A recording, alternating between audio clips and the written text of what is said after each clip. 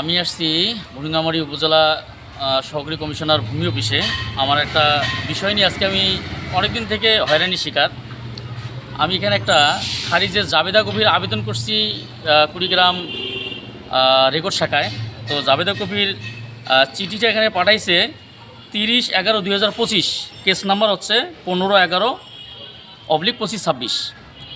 তো আজকে আমি 1 মাসের বেশি থেকে এখানে এই ভূমি অফিসে ঘুরতেছি এই কপিটার জাবেদা কপি জেলায় প্রেরণের জন্য। আমি বিশেষভাবে অনুরোধ করছি অনেকবার।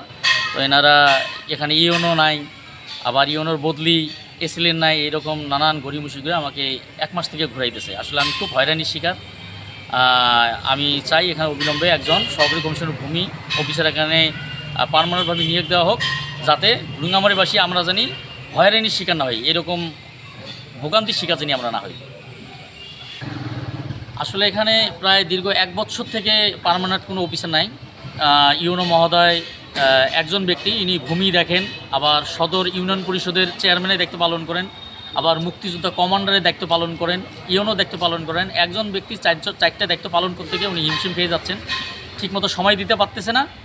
অনেক সময় জেলায় মিটিংয়ে থাকে, যার কারণে পাবলিক এসে যত তার কাঙ্ক্ষিত সেবাটা পাচ্ছে না। পাবলিক আইসা যত সময় তার সেবা না পাওয়ার কারণে হয়রানির শিকার হচ্ছে।